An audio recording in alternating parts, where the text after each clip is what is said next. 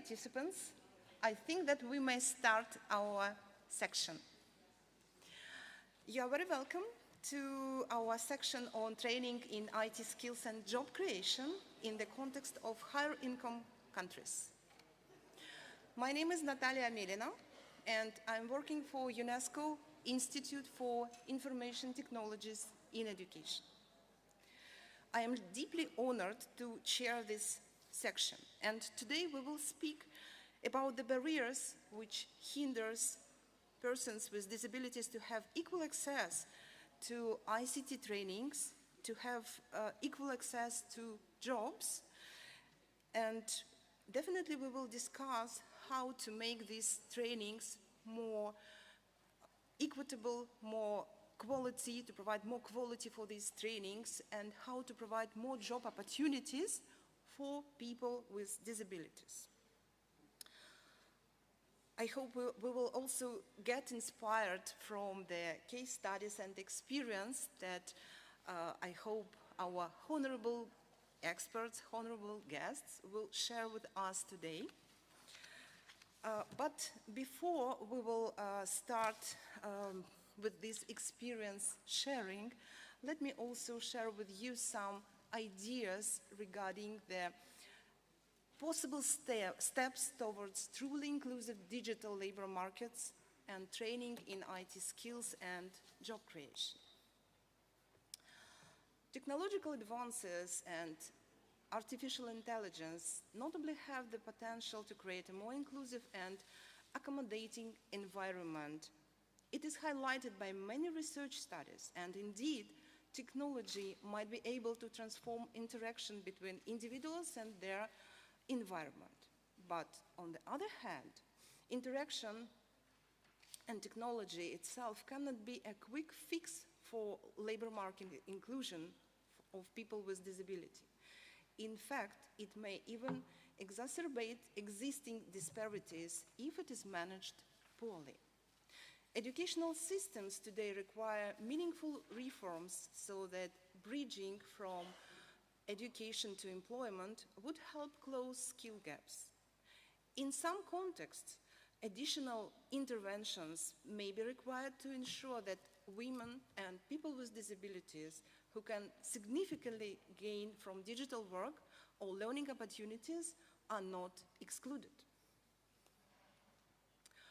Specific data on ICT skills of people with disabilities is not available at a global level. However, they generally experience lower levels of education and training than the rest of the population. The disability employment gap has remained stubbornly sustainable during the last decade. These large gaps are a challenge for equity as well as for efficiency of the labor market, as skills and talent of many people remain undervalued and underused. The stability of the disability employment gap sheds light on the inequalities and barriers that people with disability still face in the labor market today. The need for digital skills is increasing both within existing roles and emerging digital positions. Due to this growing trend, a disparity has evolved between the skills available to and those required.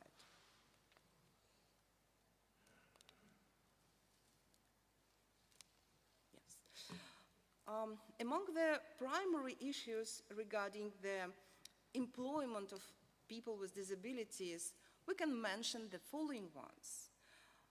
In many countries, persons with disabilities might not be registered as unemployed due to specific legislation approaches. You may know about it. Inaccessible work environments and tools, including ICT resources, could also bring additional barrier. Limited access to inclusive education and vocational training for many years exists as a strong challenge. And also we need not to forget about women. So women with disabilities are often more disadvantaged than their male counterparts.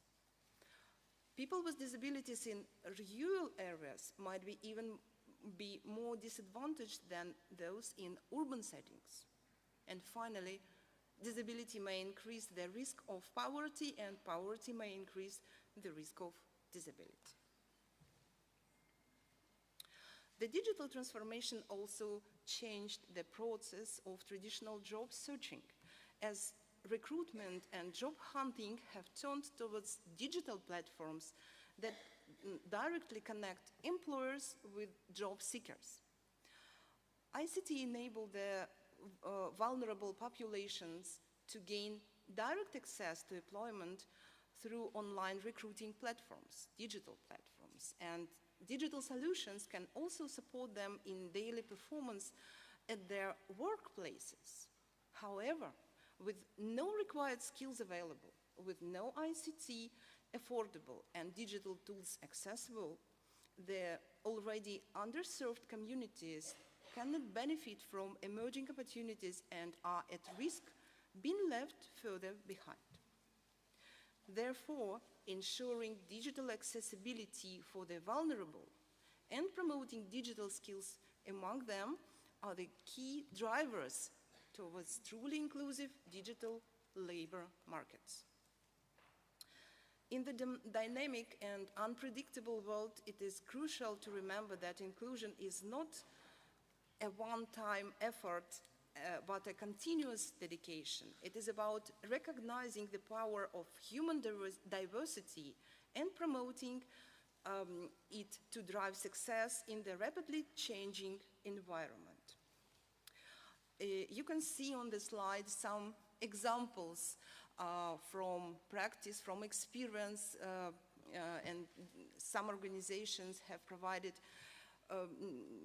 very outstanding ideas how to promote digital labor markets, to promote employment for persons with disabilities. And I also hope, I believe that today we will get more inspiration from our colleagues, from our experts who joined the section today.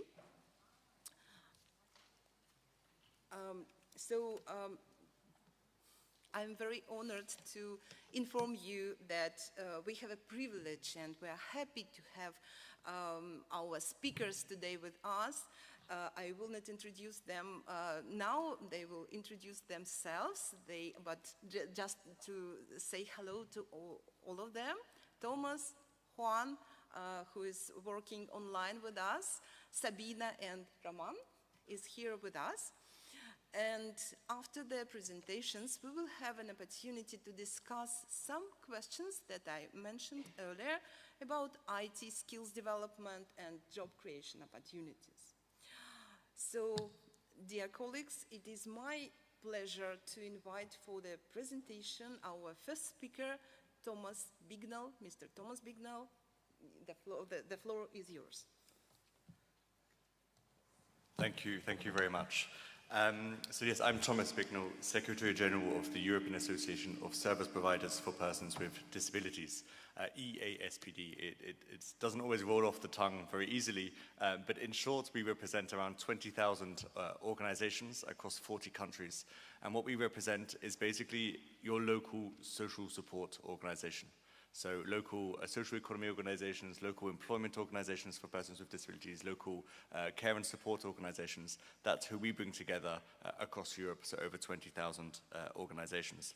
And what we try and do is, in some ways, help the sector transform itself to be more in line with the principles of the UN Convention, to really drive through human rights-based approaches and enabling people to work on the open labor market, enabling people to live independently and so forth, and that's our mission.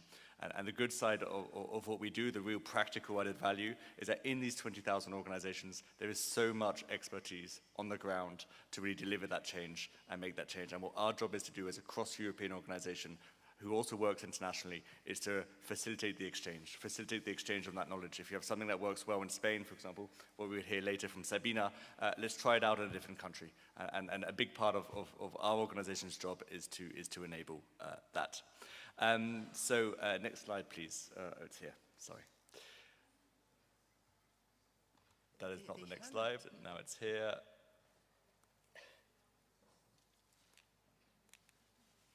it's not working. I checked your presentation with them. Sorry, I'm just trying to find a solution. Here it is. Great, thank you. So again, I presented a little bit who we are, and we're really active in all areas of life.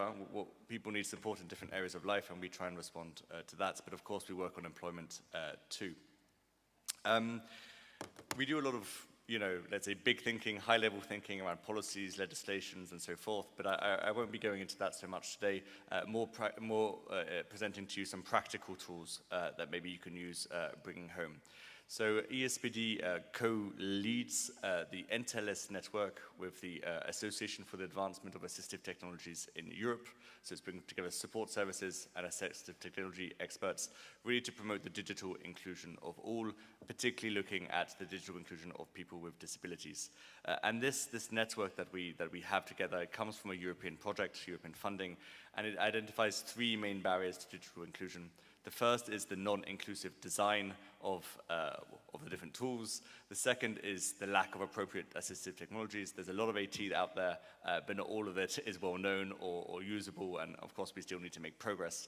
But maybe the area where we can bring the most added value and where we try and bring solutions to is the lack of educational opportunities to develop digital skills.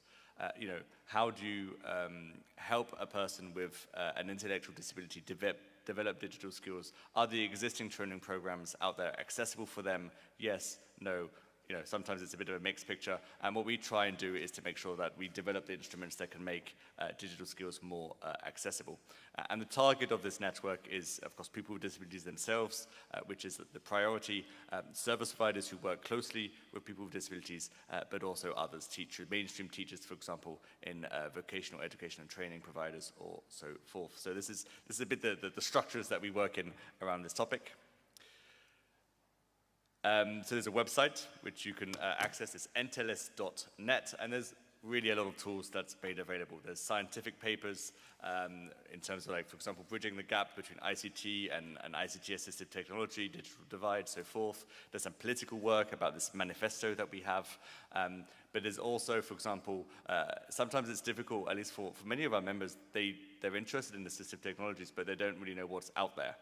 And so there is a website from Easton, which really has all the latest assistive technology products. So you can really access this website and see what is out there. We also have developed tools, for example, self-assessment tools for schools. So if you're a school training on digital skills, it's important to know where are you in terms of your inclusion around digital skills, and these types of instruments will be also used through this NTLS network instrument. But maybe even more importantly is actually we've developed digital accessibility training modules. So how someone can basically make sure that their digital accessibility is inclusive. And there's really quite a large range of different modules out there, ranging from, of course, an introduction to the issue. The human rights-driven angle is important because it's not just digital skills, but it's digital skills for what? What do we want to achieve with it? And how can we use digital technologies to do that? And then, advanced level, what we call advanced level, but it's more secondary follow-up levels around assistive technologies and so forth. So if you're interested in developing curricula to help build digital skills of people with, for example, intellectual disabilities, then this is really there to help you make that difference. There are other also quite interesting initiatives out there. We have a project on accessible distance learning, so it's again curricula on how to make distance learning accessible. That is also available. There's a Right to Connect, which focuses on the digital inclusion of people with intellectual disabilities. Again, curricula on how to make that work. We're also leading or co-leading the Be Wise initiative, which is a cross-European 28-country initiative to build the digital skills of people who are working in work integration social enterprises, so local social economic organizations, and we're focusing on that. All of this is funded by the European Union, and all of these curricula, online training modules, and instruments are also available through the ESPD Knowledge Hub. So not too much political talk, but a lot of quite practical instruments coming from different countries around Europe that can be used globally too, and they're often in different languages also. So that's it from me, and looking forward to the questions. Thank you.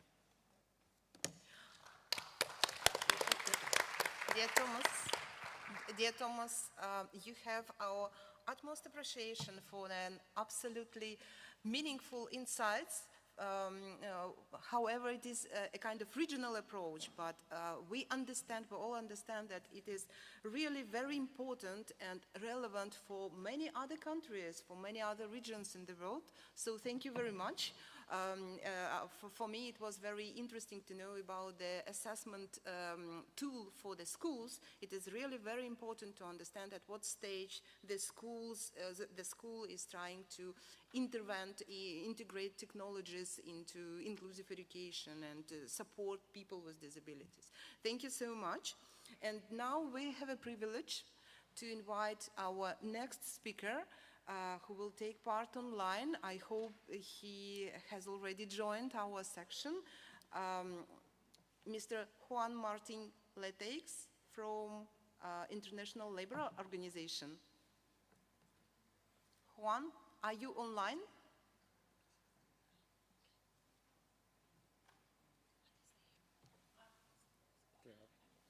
Oh yes, we can see you, but we cannot hear you.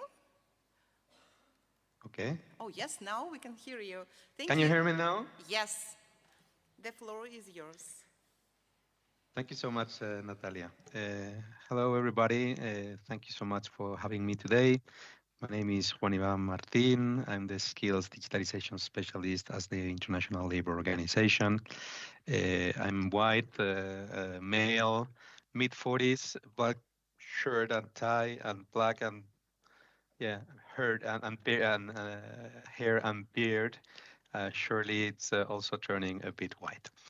I'm sorry I could not be in Vienna with you today, but I'm very thankful that you could open this digital access, which is very leading by example how we can use the technologies, right, to work in a more smart way.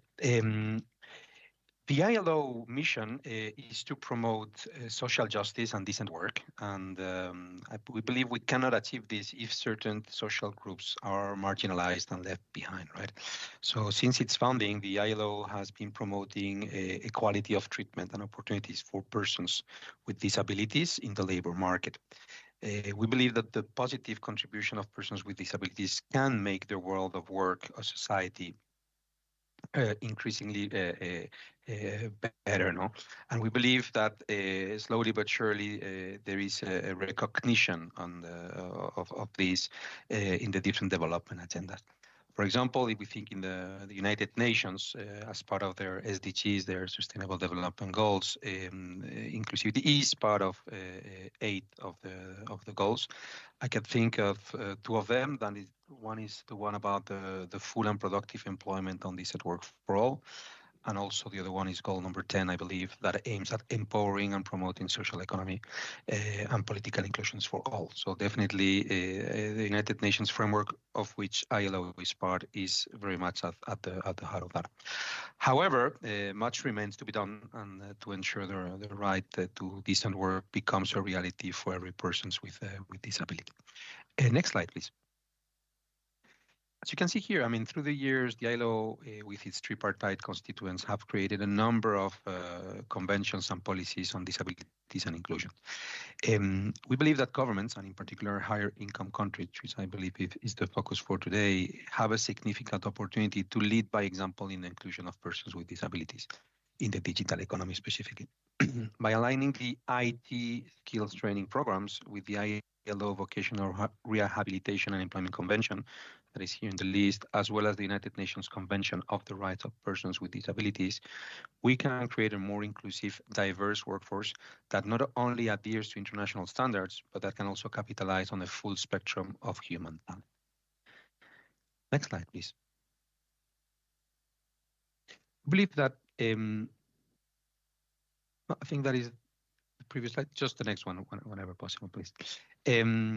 Incorporating the principles of non-discrimination and accessibility into IT jobs, we believe that not only will help meeting the legal frameworks led by international conventions, but also it will foster an environment where innovation thrives on the unique perspectives of persons with disabilities can bring to the table. Technology and the advent of digital and blended training have certainly shown that there are better ways to address the very long tail of students around the world, and often like at a lower price point. Additionally, we believe that new technologies and adaptive tools can also support the learning and requirements of specialized groups with, for example, people with disabilities. Through this morning, I've been participating to a number of sessions where we have been seeing very good examples of how to use VR sensors or artificial intelligence, right, to really do things in a completely different manner and in a more inclusive manner. Next slide. Also, through the years, we've been doing a number of projects, right? So we have successfully integrated people with disabilities into various sectors through training and job creation initiatives. For example, the Prospect Project, it's a larger movement from the United Nations. We've focused on creating teaching jobs and the primary step towards IT skills development on broader industry engagement. And also through apprenticeships, which is one of our latest recommendations published in 2023, we underline the importance of inclusive apprenticeships programs promoting job creation and skill development for people with disabilities, and thereby also fostering an inclusive and diverse workforce. I think these type of initiatives enable people with disabilities to showcase their talents and to acquire knowledge and also to contribute meaningfully to society. Next slide. Yeah. Then finally, I mean, the ILO also have this global business and disability network that aims at creating global workforce culture that is respectful and welcoming of people with disabilities. So we work with 38 global companies. In the website, you can see all their logos. So they are pretty large international companies. And our goal is to make sure that employment policies and practices in companies of all types are inclusive of people with disabilities around the world. So we also work to increase awareness about the positive relationship between disability inclusion and business success. And with that, I'm also happy to be part of this panel, and I look forward to the question. Thank you so much.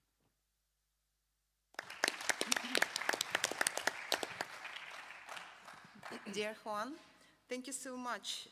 Thank you and your team for your outstanding efforts and your impressive results that you have just shared with us.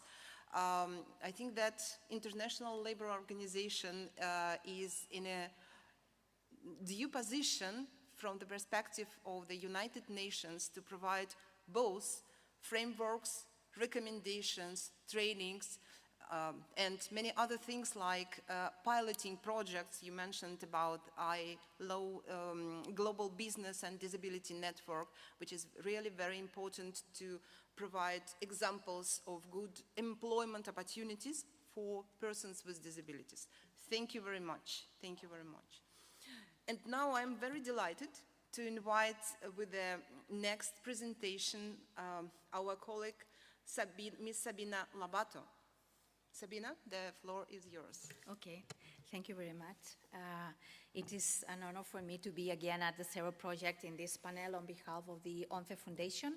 I'm Sabina Lobato, Director of Training, Employment, Operations, that is grant-making activities and studies at the ONCE Foundation. And I'm here to present a flagship program now in the ONCE Foundation, that is the Digital Talent Program. Sorry, I'm a woman, white, brown hair, wearing glasses in the mid-50s. So for those that cannot see me. The ONCE Foundation is part of the ONCE Social Group that perhaps most of you know, which is the fourth largest employer in Spain and the largest employer in Europe of persons with disabilities. The main purpose of the ONCE Foundation is transform lives of persons with disabilities so they can achieve their dreams of autonomy, participation, and independence. And thus, promoting training and employment is a key pillar of this for our activity. And in the world, we've heard from Natalia, the life we live today without digital skills would be completely excluded for persons with disabilities in participation in many areas, including employment. On the other hand, employment opportunities in professions linked to technology are currently a battlefield of one of the main talent struggles, so breaking stereotypes about the type of work that persons with disabilities can perform, positioning them in the cutting-edge fields related to technology, was identified by the ONCE Foundation as a really challenge and a very interesting potential impact opportunity. Therefore, after some previous experiences in 2019, we started formally under the label of Portalento Digital, a strategic training program in the field of digital skills and technology professions. Portalento Digital aims to improve employability rates of persons with disabilities and their competitiveness in the labor market. We provide both basic cross-disciplinary digital skills trainings that are needed for any job position, and also trainings in the most in-demand professions in the technological field, so answering also demands of companies with which collaborate in the hiring of technological profiles. The annual budget for the program was in 2023, 3.9 million euros, financed 40% by corporate donations, 22% by the European Social Fund, another 15% also by European funds, specifically Next Generation funds, and 20% was provided by the ONCE Foundation itself. Students do not have to pay any fee for the training, depending on their individual cases, even and circumstances. They receive travel scholarship, and we have also a digital scholarship to ensure the provision of suitable equipment and high-quality connectivity. In terms of sustainability for the future, the financing of the program is included in our planning until 2029 in the activities that are co-financed by the European Social Fund. And we are also involving regional governments to open new in-person centers, training centers in locations other than Madrid, where we have our reference center. And on the other hand, digital competence is identified as an area of interest for fundraising, both in public and private sectors, so we are very confident in the long-term capacity of our program to be maintained. The program is aimed at all types of disabilities, ages, educational levels, geographical backgrounds, and varying levels of digital competence, from the most basic to those with more technical profiles. So training is offered both is online, face-to-face, and in hybrid formats, so we can reach also individuals in rural areas where access for accessible training and resources are less feasible. We also provide tools or, next slide, tools to support with resources any individual may need, regardless of the severity of the disability. Our training center, in-person center, is 1,800 square meters center, fully equipped and with the latest technology, fully accessible. Includes also a space that we call the Hub, which is a very attractive tool for convening the various stakeholders we wish to involve. And to keep the training content updated, we've constituted an advisory council of 25 leading companies from various sectors. President of this advocacy council is Mrs. Rosa Garcia, that is a senior woman very known in Spain in the IT sector. Among other positions, she was president of Microsoft Spain. Since 2019, we've trained around 26,000 students. And 46% were women. That is very important because of the underrepresentation. Trainings are designed to cover specific technology job positions. And the students in these trainings, 90% of them were completing the training, secure a job or an internship opportunity. And also we have a scholarship program that we've awarded 280 scholarships. And also we've launched in 2023 our own online platform, accessible platform with own contents for training. So success factors for the program are accessibility, concerns on aligning training programming with the needs of employers, individualized supports regardless of the severity of the disability, also the parallel program with companies at the Advisory Council, and I also want to highlight the role that the training center in Madrid is playing in the program. We have some stories that show the examples of Jose reinventing himself, or Kenji, a student with high support needs, Maria Jesus with a background in programming that needed updating, or Edu, for instance, that needed during the 900 hours of training in programming the continuous support of an interpreter of sign language. Our aspiration is to become the benchmark in the field of digital skills, and this will mean that we want to increase number of persons trained, also opening new centers, enhancing the employability rate of the students, also deepening in the design of increasingly focused training with the support of the Advisory Council, also increase the contents in the training platform, and last but not least, and very important, to include in the contents of the programs artificial intelligence as a design for future, as a cross-cutting content in the future trainings. And that's all for my part. Thank you very much for listening.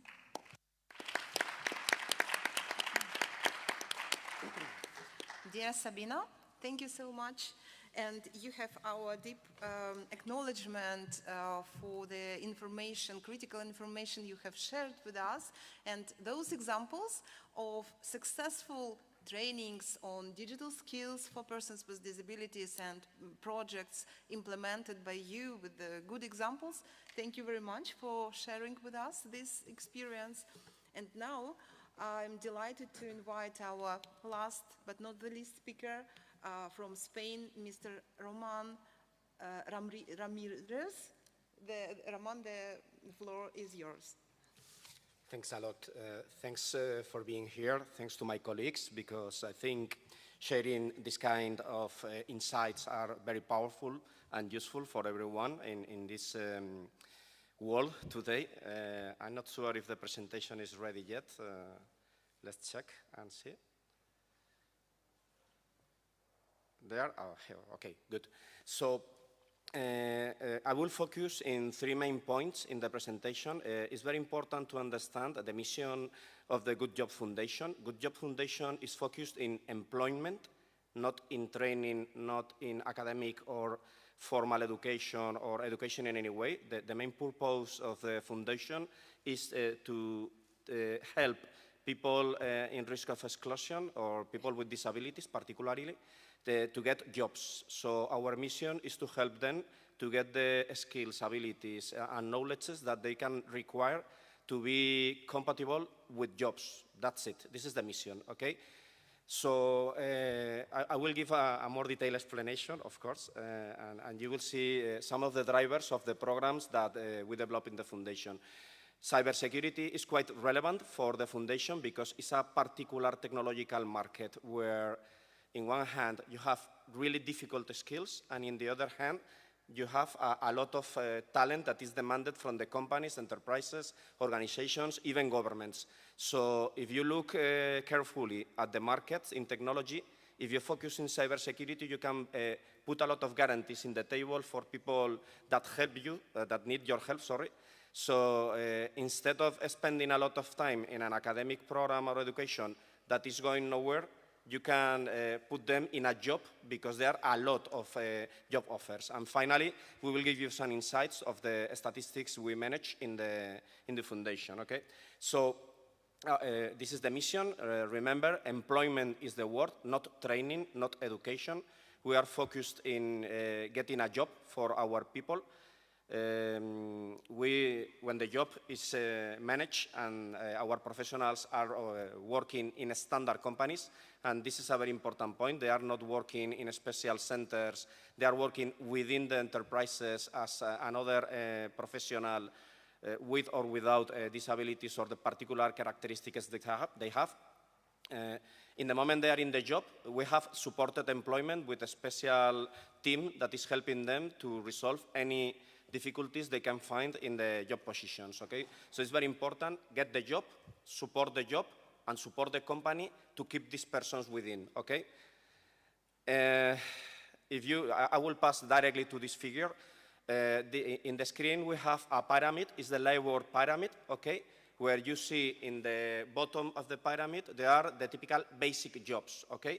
If you see, going to the top of the pyramid is getting out of the risk of exclusion, and getting to the bottom is being in more risk of exclusion, okay? This is very important because at the end, in the last 30 to 50 years, our mission was to get jobs, okay? And this is a very, very important mission. In particular, Fundación ONCE, for example, they have a huge duty there. But this is not enough in the world of today because, you know, artificial intelligence, automation, and the digital world is not about what is in the bottom. It's about what is in the top of this labor pyramid, okay? So it's very important to take our people with disabilities or people in risk of exclusion, to the top of the labor pyramid. Very important. So if we can take them to the top of the pyramid, even in the bottom of the top of the pyramid, if you get the idea, if you can put our professionals in the bottom layer of the cybersecurity market, in the absolutely bottom layer of the cybersecurity market, they are in the top of the labor pyramid because they are developing specific positions that are qualified out of the risk of exclusion. So it's very important for us to make this focus, okay? In the programs, the trainings and the boot camps and the challenges, because we are not following any formal education in terms of academic and scholarships, okay? We are doing real hacking. Our professionals are trained like hackers are trained, okay? It's very important, this particular and relevant difference, because at the end, if you are going to follow a formal procedure, go to the university and spend 5 years that you don't have because you are in risk of exclusion. So you need to get a job in the next 3 months, not in the next 4 years, okay? So what we did, we studied the positions, the technological requirements, the knowledges, the skills, the abilities, and we removed anything that was not absolutely necessary to get the job, okay? This is a way of hacking the professional entrance to the companies. Very, very important. And all the trainings and formations and schools, laboratories, they are developed by professionals, not by teachers. Okay, we go to companies, Telefónica, huge companies, BBVA, a lot of relevant companies in the world, to take voluntary professionals to be involved in the development of the programs. Okay, so it's very important. And the challenge, being in constant challenge, is one of the most important things, because you need to defy the students to make them advance, because it's, cybersecurity in particular is quite complex, really complicated environment to work. But you can achieve through the solution in challenges, laboratories, and hacking contests, you can achieve a very specific knowledge to let you survive in the job position. We have several programs. Zero program is specifically for digital competencies from the European Union, the DICOM 2.2, and 2.1. We have a program for analytics, Understand, where we are training people in doing analytics, data sets, and artificial intelligence. We have DEP, this is a program for training them in programming in 4 weeks, okay? In 4 weeks, you can become a bad programmer, but a programmer, and this is very important. And Aliada is our last program that is focused on universal accessibility, training people with disabilities and people in risk of exclusion to be able to develop improvements in the accessibility in marketplaces, web pages, and this kind of relevant companies and services. There are 3 steps: the training phase, the employment part, the integration with the professionals, and then the supported employment, okay? I will be quick because I have not much time, okay? But at least this year, We are around 1,000 people that was trained and they got jobs. It's not about training, remember, it's about letting them get a job, okay? And most of the people that is involved in our programs, they are completing the process, around 85%, 84%. And not much, it's very important to focus on what is relevant, is to get the job, not the training, okay? Thank you.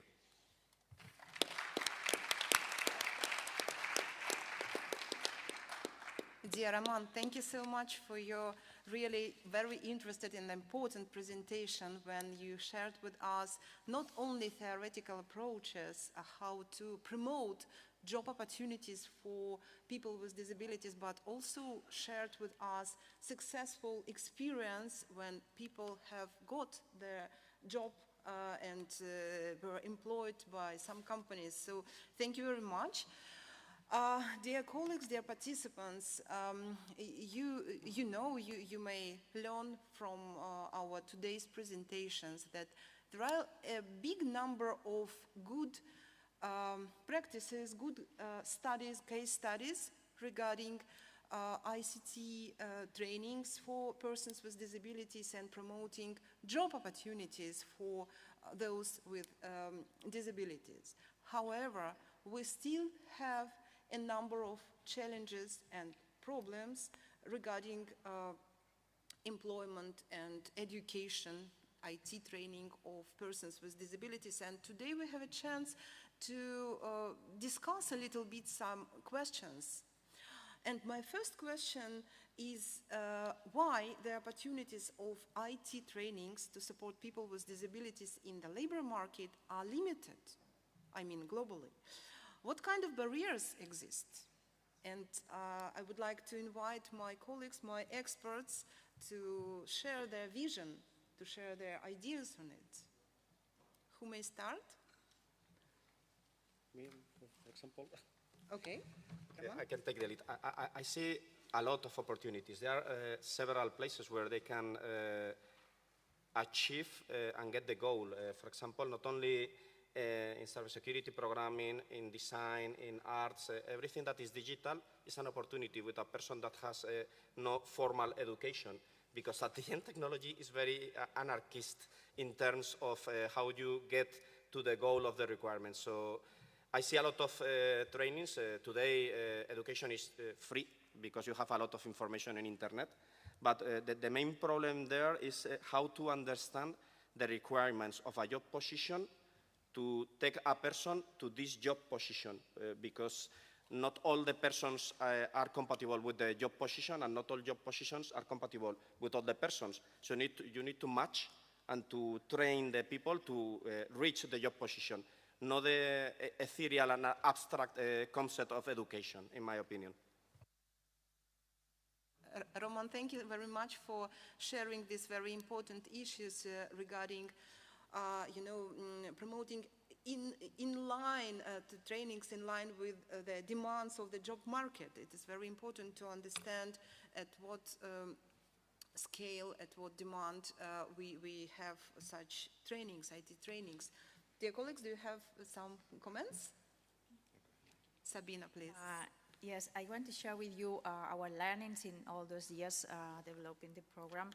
And first, I want to highlight the importance of knowing the profiles that we find when facing forming groups of persons to train also in cybersecurity, in programming, where a training of a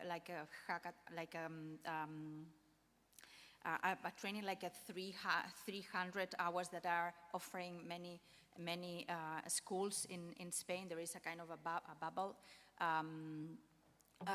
It's not enough. It's not enough. We have persons with 14 or more years with no previous experience in general in the IT sector that have to need to reinvent their job career, and a real variety of digital background. So what is important for us is to test the capacity to learn, to become, for instance, a programmer or a data analyst. So at the end of the trainings, for instance, think that a normal training on programming is 900 hours, so a complete course. They will enter the company as a junior position, and you have to face also the barrier of the company to hire someone that has not a degree at university. And this is also a barrier. Another barrier, of course, have been said many times, is not designed for all in the trainings, in the mainstream trainings. And also the lack of support that many students could need, not support only in terms of adjustments, but also in terms of personal support. So this is the way that we can reach the most excluded ones, because, okay, a person that has a technical background could have a way that could be shorter, but if you want to put a person that has been working in, for instance, as a driver, a truck driver, that we have an example, or another type of job, it's impossible to reach the company without a process really adjusted and customized to the needs of the student. Mm-hmm. Thank you, Sabina. And Thomas, please, go ahead. Yes, so my presentation focused a little bit on educational programs. And what I'm saying is maybe contradictory, what I will say is maybe contradictory to what I presented. But we have an issue, at least in the, let's say, the social support organization sector, is that we tend to train for training's sake. So we have people who are in our services who are always in training, and they've been training for 40 years, right? And there's a danger that we have the same thing, like we train people for 40 years on digital skills, they never get any closer to the labor market. And that's why I think what Ramon was saying around training in the job is so effective. It's because it brings a purpose to the training which is much clearer. So I'm not saying that you don't need educational programs that are inclusive. Of course you do need that, including when you're training in the job. But let's not train for training's sake. And I think to challenge that a little bit, and what we're discussing internally is very much digital skills, yes, but for what? What do you want to achieve? So let's give it a little bit of an example. If I'm with, for example, I don't know, someone who's looking for a job, someone with a disability, what do you want to do? Okay, I want a job in cybersecurity, as an example. I hadn't really thought about it before, but let's go for it. A job in cybersecurity. Okay, then what technology do you need to achieve that? And what skills do you need to achieve that? And then you work specifically on those skills that people need to achieve the dream of getting that curricula.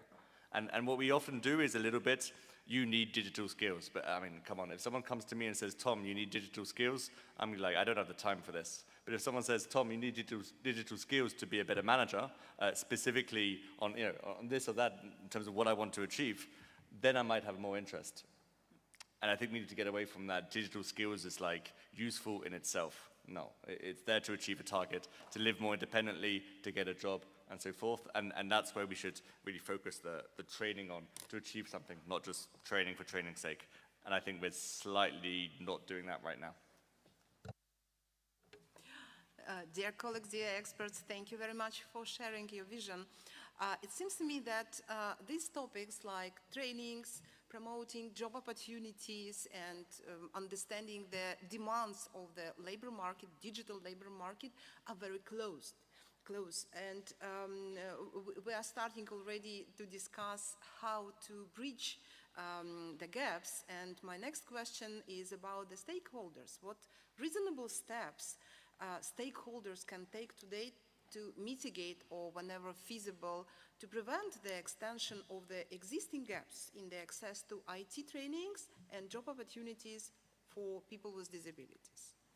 So what can stakeholders do together or separately for promoting equal opportunities for persons with disabilities? Who can start? Not sure if Juan may want to... Oh, yes, we also would like to invite Juan to our discussion, because you're representing such a big organization, UN organization. Juan. Thank you, Natalia. No, very, very good questions. I think, for me, I would break it down into two parts. So there is the government side of things, and then there is more like the the entities, no, the training entities or employer side of things. No, I would say that there is substantial policy gaps, right? So often like there is an inadequate or poorly enforced policies to support the inclusive education and training of people with disabilities. No, so there is framework, but often like is not followed and is not enforced. This links also to a number of economical constraints, right? So typically these policies should not only put targets and drive the adoption of measures to adopt people with disabilities, but also it should come with an economic plan to finance this. Often like what happens is training institutions do not primarily focus on people with disabilities. They're looking into what are the areas that have more interest, and they create these training materials for their large population where they can make money, and they do not focus necessarily on disabilities. And therefore, this is why the tandem between having the right policy framework with enforcing those rules and working with the private sector is key. And I think these are the steps that will be needed to governments to review what are their commitments and see how they can enforce, put the proper economical helps, so that it happens. And therefore, the private sector probably will have a clearer way forward, which today might be challenging from a return on investment perspective, if I may say. Thank you. Thank you very much, Juan. Thank you. Yes, please, Thomas. So what can stakeholders do? Let's take, for example, I don't know, a public employment service or a policymaker or public authorities in that field. I mean, first of all, you ask people with disabilities what they want and what they want to achieve. And for people who can have maybe some difficulties in doing that, then you use specific methodologies that can enable that to happen. There's plenty of good practice and good tools like supported decision making that can really enable that. Then you ask businesses, what do they need to recruit more people with disabilities? And they will be very clear about what they need sometimes, but I'm not sure we always ask them and we always listen to them. And then in terms of after you've asked, let's say, the main stakeholders, which is people with disabilities, which are businesses, then you, on the one hand, you develop the support models that can respond to these needs. And historically, I'm not sure we're built in that way. Historically, at least. I think we're going there, including with the initiatives that we have here. But we need to do more of that. But support services don't operate on their own. Businesses don't operate on their own either. They need enabling policies that can enable it to happen. And, okay, you start with anti-discrimination policies, extremely important. But you also need the right subsidies, for example, for businesses to be able to cover, reasonable accommodation measures or supported employment services, for example. That's incredibly important. And that's, again, an area where I think we still don't sufficiently invest in, which is support services that can help businesses and that can help people with disabilities find a job. And that's the way forward. So asking people with disabilities, asking businesses, and then creating the support services that can make that happen. Thank you. Thank you very much, Thomas. Thank you, colleagues. Yes, Sabine, please. Yes, only two things to also contribute to this question. I want to raise and bring here the reflection from the previous panel, that is to try to foster programs that are part of a more systemic change.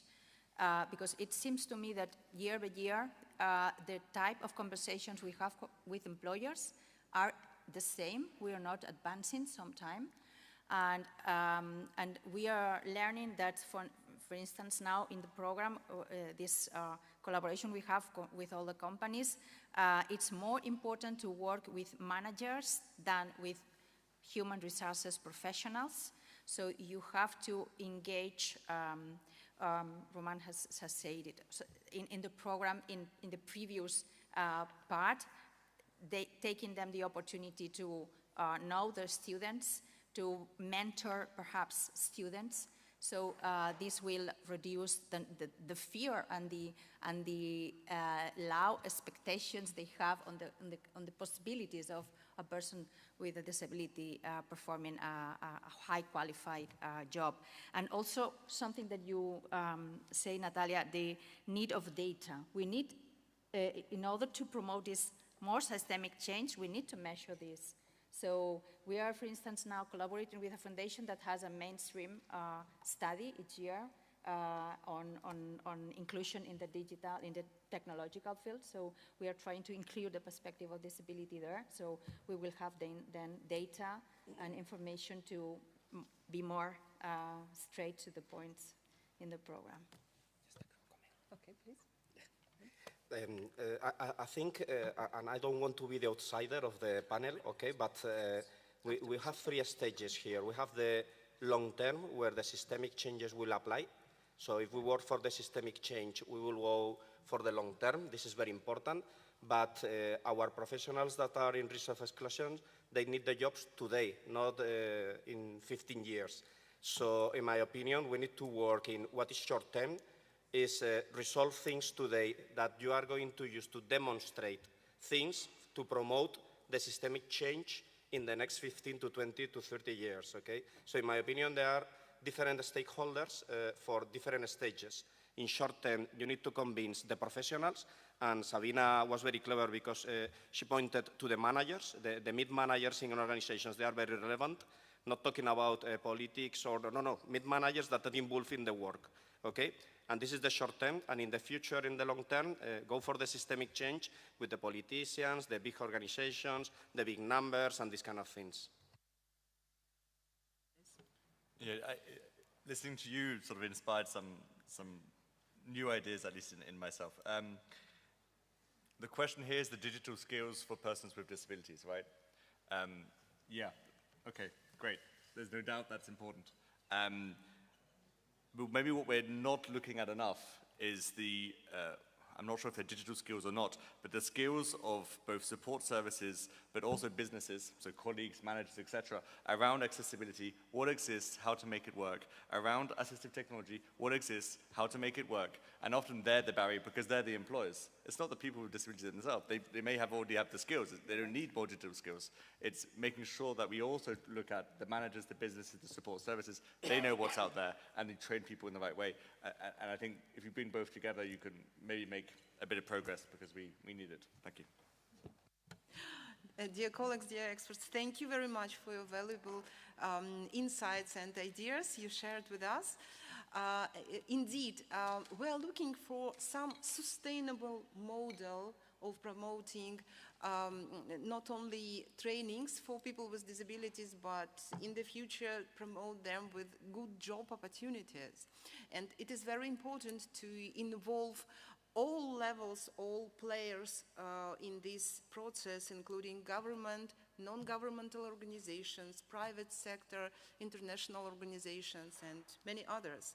So, but we need not to forget, we need to remember that we should prioritize, we need to follow from the perspective of the person with disability who should have a very clear understanding how to get trainings and how to be involved into the digital labor market. So this is a kind of reminder for us, for all of us, to be on the same stage. And when the policies and regulations are in place, my next question, how to ensure proper preparation of employers, including but not limited to their higher staff, human resources staff, so that they have related competencies to apply technologies, technological solutions, sometimes which should be adopted for persons with disabilities in line with the demands of the digital job market, and how could job opportunities for people with disabilities can be improved. So it is related questions, but what we can do for employers, how we can support them. Yes, please. Thank you. Thomas said, just work with them in the workplaces and identify with them which are the difficulties or getting the job for a person that needs the job, and which are the difficulties the employer faces when they are integrating these people in the team. And another relevant thing is very important. In the World Economic Forum in Davos, there were a conference that was really interesting because they introduced the idea that formal education is not enough to train people in digital capabilities. So we need to approach education and employers with non-standard approaches and non-standard education and training programs that fulfill and get directly to what they really need, not what is addressed in the academic world, saying this is necessary, but it's not useful in the real world in the enterprises. So in my opinion, this is the approach. Okay, thank you so much. And if you have any comments, colleagues? Yes, I was thinking something has been said about working with managers. It's very important. But when I talk about systemic change, I'm thinking also about innovating in the way we provide knowledge in terms of assistive technologies or support that can facilitate the inclusion, the labor inclusion, but also, and this will then end in a more confident employer towards including persons with disabilities and even to reach the more difficult profiles of persons with disabilities. So my concern is how to innovate to make that these efforts that we do day by day can be a capacity that stays in the employer, that is something that is installed, not depending on providing this continuously to managers, because if the manager changes, then the prejudice will come again. And so this is something that, a job that has no end, has no end. Yes, exactly. And if we don't have any more comments on it, Maybe I can come in? yeah, yes, please, Thomas. So EASPD is part of the Accessible EU initiative, which is actually led by Fernando Sanonce to my left. So, and some people have asked, why is EASPD, a network of support services, working on accessibility? Which is in itself an interesting question. Well, we can't provide inclusion if the environment is not accessible. So we have to work together. But what's interesting in this is not the answer. The interesting is the question that people think that support services don't need to know or work or be interested in accessibility. And that means that actually right now we're separate. And it's true, in my time at EASPD, I haven't worked on a sufficient basis with accessibility experts. But how can we make progress if we don't work closer together? So I think also support services who provide the support to enterprises, to businesses, they need to be much better aware about accessibility, and we need to be much better aware about assistive technologies. And that's something that I think us as an organization, and what I take from this session that we need to do moving forward, is bridging the gap between those experts and us, which are historically maybe a little bit in silos. Yeah. Thank you so much, colleagues. And I think that we still have one more very important question for all of us. How we can get more investments in this area. So how to attract more investments and funding from non-governmental structures to development of IT trainings and for vulnerable groups of persons, of students, and preventing the digital divide. What would be the role of governments and international organizations to promote this process? So the question is about investments and funding. Yeah, I have to say that, of course, ONCE Foundation is going to continue with this support of programs in this field, but I think the responsibility of governments, in the case of Spain, national but also regional governments that have access to a lot of funds in terms of European funds, of recovery funds that are not reaching the social sector. And EASPD is promoting a really important project in this field. I think it's very important, and also to guarantee the access to mainstream and to inclusive education. So then these programs will be less needed. So thinking about accessibility, support, etc., it's also a government responsibility that require funds. So this is in one part. And the other thing is employers invest millions of euros each year in recruiting profiles. So they have the capacity to invest in trainings.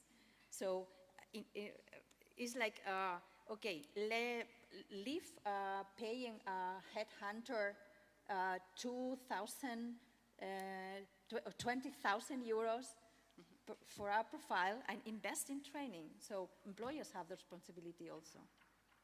Yes. Okay. Yes, Thomas, please.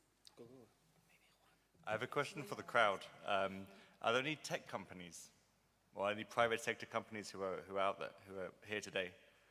1, 2, 3. Yeah, 3 out of maybe 80, 90 people. It's not much.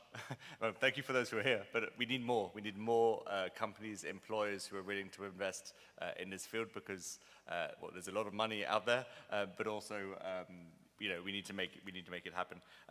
We have an expertise on Europe as an organization, and so we work a lot with the European Union, and the European Union has a range of funds that can really make a difference here. There's, for example, the European Social Fund, which Fundación ONCE work with a lot, and the European Social Fund focuses specifically on employment, in particular of disadvantaged groups. And so in your own countries, and this is it's European, but it's implemented at national or regional level. So ask your regional authorities in terms of who deal with the European Social Fund, you know, are there opportunities to fund maybe the digital take-up, digital training, digital skills of your organizations? And there's one which for me is really quite close to my heart, partly as a British person, so as someone who's maybe lost out on those opportunities. The European Union is a lot about legislation and things like that. That's true. But what I see it is predominantly about community, about learning from each other on a sectoral basis. So seeing our members learn from each other. And for that, you have a lot of interesting programs. For example, the Erasmus Plus program. The Erasmus Plus program helps organizations from different countries to develop, for example, training curricula and research in different areas. And so that's really something where I think learning from each other around Europe, unfortunately, it's only Europe, but that's the name of the program. There we can also do a lot in terms of learning from each other and not forgetting that there's a lot of knowledge out there. It's just not always shared enough around these issues. On top of what you said around public authorities having responsibility too. Yes, thank you so much, dear speakers. I also would like to invite, we are finalizing our section in terms of time, but let me ask also Juan, who is online with us, if you have any comments to the discussion that we started today. Thank you. No, I was listening to a lot of what the colleagues are saying, and I think we are very much in alignment. I think, yeah, there is a shared responsibility, right? So governments, NGOs, private sector, they need to work collaboratively. It's a combination of a number of things. I think we have hinted into what the underlying issues are and what potential opportunities will be. In this last question about the investment, in my views, I mean, if there is not a business clearly for a training institution or a company, they will not invest. So there needs to be a rationale behind. We've seen in the last years a growing interest in having the CSR, so the corporate social responsibility, polished, if I would say. So often there are like marketing exercises, right? And therefore companies invest so that they have something to say in their reports. But I think the most powerful tool is still strong policy frameworks that can create favorable policy environments that encourage the private investment into inclusive IT training. And I think that these frameworks exist, but they are not necessarily enforced. So there is a need for governments to look into this. If we look at the framework of this conversation is the advanced economies, definitely most of the advanced economies have signed these resolutions and these policies, and there is probably a lack of enforcement. Right? Another issue would be we talk about developing countries, which is yet a different situation. But in the more advanced economies, the framework exists, needs to be enforced. The money is there, and I think what can be very powerful is to have good success stories, right? So highlighting successful examples of people with disabilities thriving in IT roles would attract probably more investment and more support. Thank you. Thank you so much. Thank you, Juan. Dear experts, let me provide you my deepest appreciation for sharing with us your knowledge, ideas, vision, and of course, experience.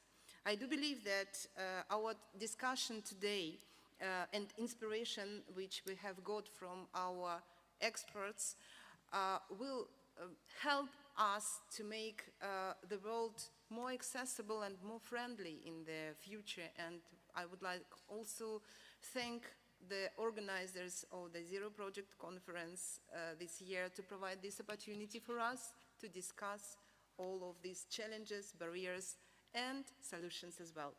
Have a nice day to all of you, and thank you for being together with us.